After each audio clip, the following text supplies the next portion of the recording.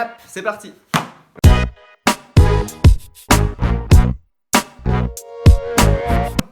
Eh bien non, en fait j'ai d'autres vies avant d'avoir été écrivain, je suis directeur d'école dans l'éducation nationale forcément. Je travaille avec des jeunes enfants et puis bah moi au niveau créatif j'ai beaucoup fait de musique avant. Ça fait 20 ans que je fais de la musique avec les Post-it, le dernier groupe. Il y a ce qui passe et ce qui reste, l'ombre des actes, ce qu'il en reste de toi au milieu de nous, ce qui nous pousse. Donc voilà, et on a fait beaucoup de concerts.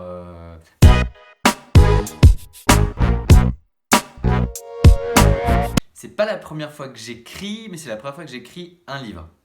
J'ai écrit, je sais pas, à peu près plus de 100 chansons, que ce soit avec les Post-it pendant 20 ans ou avec Euphoria, le premier groupe. Donc moi je jouais plutôt du punk au début, donc j'avais les cheveux rouges, les bagues, tout ça, donc ça c'était... C'était une chouette époque. Ouais. Et puis après, plus chansons, rock français pendant longtemps.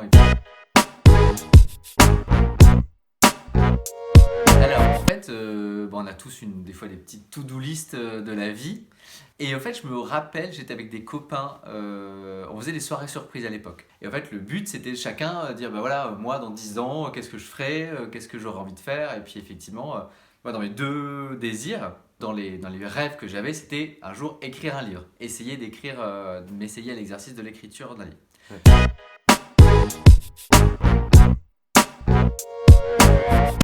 Donc en fait l'écriture d'un livre c'est quand même très compliqué, ça demande une discipline, alors surtout quand on n'a pas que cette activité-là à faire au quotidien et donc du coup ça m'a pris quand même assez longtemps, le fait de faire ça entre d'autres activités parce que je suis quand même quelqu'un qui est assez hyperactif, donc j'organise pas mal de choses et effectivement donc c'est une activité qui m'a pris quand même plusieurs années pour écrire ce livre. Si je suis honnête, si je suis pas honnête, je dis 2 ans. Si je suis honnête, ouais, plus de 5-6 ans en fait pour écrire le livre. Voilà. Le temps de l'écrire en fait, le temps de prendre le temps de l'écrire et puis de le corriger, de le faire vivre, de l'améliorer un petit peu au fur et à mesure.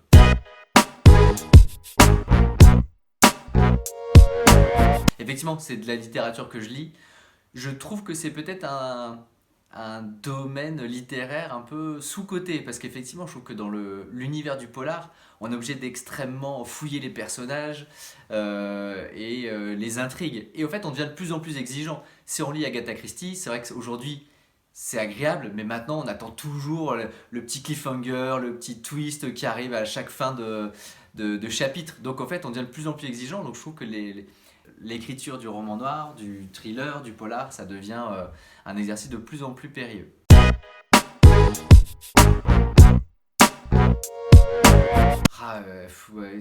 C'est triste, mais non, parce qu'on peut pas résumer le roman, le livre, l'aspect objet livre. Moi j'adore les séries, il y a des choses que j'adore, mais rien que le son, le bruit des pages, le bruit d'un livre, l'avoir entre ses mains, moi j'ai beaucoup de mal avec les liseuses ou les choses comme ça. Je trouve que j'ai presque une jouissance à entrer dans une librairie en fait. L'objet livre, j'en suis presque amoureux en fait.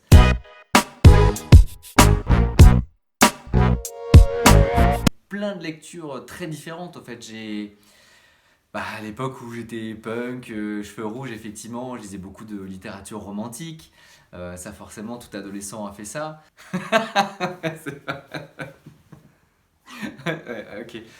Et puis, moi j'ai beaucoup aimé tout ce qui était après la littérature du XXe siècle. Finalement, Céline, c'est un auteur extraordinaire.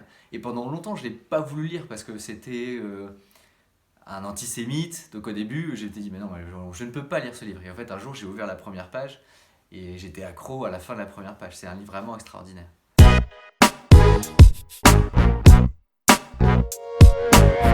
Kylie Island, c'est une île qui se situe au nord-ouest de l'Écosse, dans la région des Hébrides. Et sur cette île s'est installée, il y a à peu près 100 ans, une communauté religieuse qui vit en autarcie. Donc presque personne n'a d'informations, donc qui vivent en vase clos. Et effectivement, tout un tas de légendes circulent sur cette communauté qui s'appelle les Témoins de Matthieu.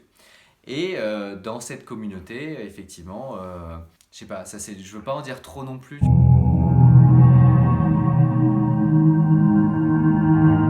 Et les personnages principaux, sont deux Lillois, en fait, donc une Lilloise et un Lillois, donc qui s'appelle Roméo, qui est le héros de l'histoire, qui est journaliste dans un journal un petit peu géopolitique et satirique, et qui va devoir, justement, pour des raisons que vous découvrirez dans le livre, intégrer cette communauté interdite des témoins de Matthieu sur l'île de Kylie Island.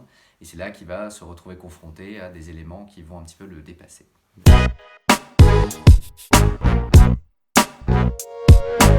Alors effectivement, on peut visiter Kylie Island, tout le monde peut visiter Kylie Island. D'ailleurs, on a un propre tour opérateur sur notre site internet kylieisland.fr qui propose un voyage pour visiter Kylie Island. Alors c'est très beau, moi je suis déjà allé en Écosse, c'est vraiment magnifique.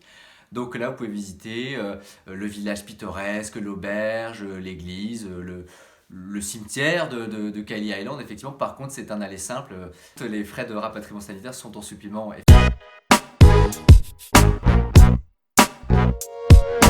Alors effectivement, c'est toujours une question qu'on se pose quand on écrit son premier livre, voire beaucoup de livres. Alors, donc j'ai découvert qu'il y avait beaucoup d'auteurs dans les salons qui écrivent, qui passent leur soirée, leur temps de loisir à écrire. Et j'ai fait beaucoup de rencontres à ces moments-là. Et effectivement, donc on a beaucoup discuté et on se dit comment on arrive à conjuguer finalement notre vie professionnelle et notre vie d'écrivain. Donc il y en a qui écrivent tous les soirs, ils écrivent le matin. Moi j'avoue que j'ai pas eu cette rigueur. En fait, j'ai l'impression que ça vient souvent par salve. En fait, je peux prendre tous les soirs pendant 15 jours et puis après ne pas écrire pendant 2 semaines parce que je réfléchis un petit peu au scénar et puis des choses comme ça. Mais comme quand j'écrivais des chansons, en fait, j'ai pas de trame, j'ai pas de méthode particulière, ça vient un petit peu comme ça. Ce que je sais, c'est que finalement, des fois, on prend beaucoup de temps pour faire des choses qui n'en valent pas la peine, et des fois, il y a des choses qui vont très très vite et qui seront très qualitatives, bizarrement.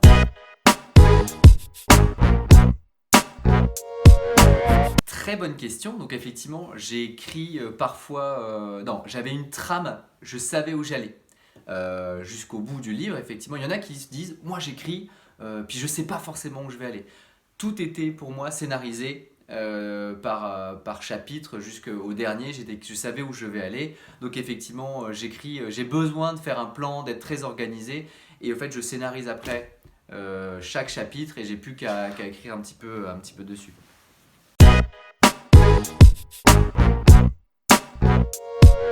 Alors, en fait, effectivement, je suis déjà dessus.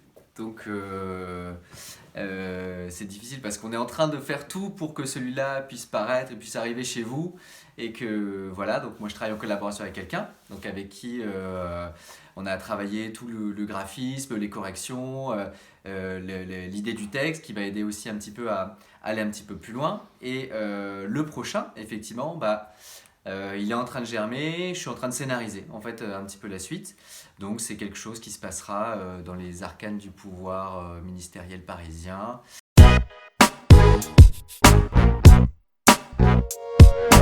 Donc il est en prévente uniquement sur notre site internet. Donc voilà, et on fera une soirée de lancement, je pense à peu près au mois de mai. Voilà, pour la sortie officielle du roman.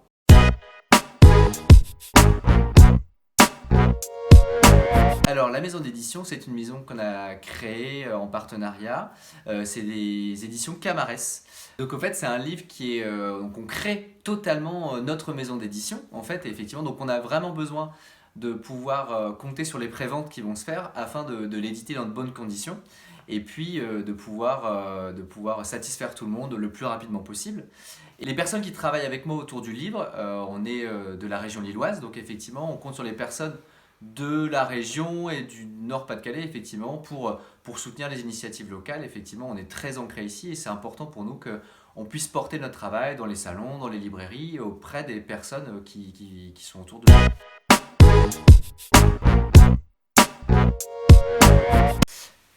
Alors oui, alors ça c'est pas facile parce qu'au fait elle est très exigeante. Donc c'est à la fois bien et des fois pas bien parce que en fait on a envie d'avoir du soutien en permanence et dire, ah ouais mais j'ai pas envie au fait qu'elle me dise à chaque fois que j'ai fait quelque chose que c'est bien. Donc en fait Cathy elle est je vais pas le dire Cathy mais en fait ça veut dire qu'en fait c'était difficile parce qu'à chaque fois en permanence au fait elle me dit oui c'est bien mais il faut que tu changes ça, faut que tu changes ça, faut que tu changes ça. Donc ça me pousse en fait, ça m'a toujours poussé à essayer de faire toujours un petit peu plus et un petit peu mieux.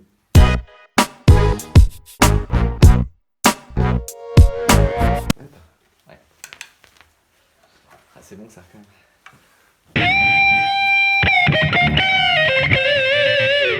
Voilà. Bon, en tout cas, un grand merci à vous. On va vous mettre le lien juste là pour que vous puissiez commander le livre.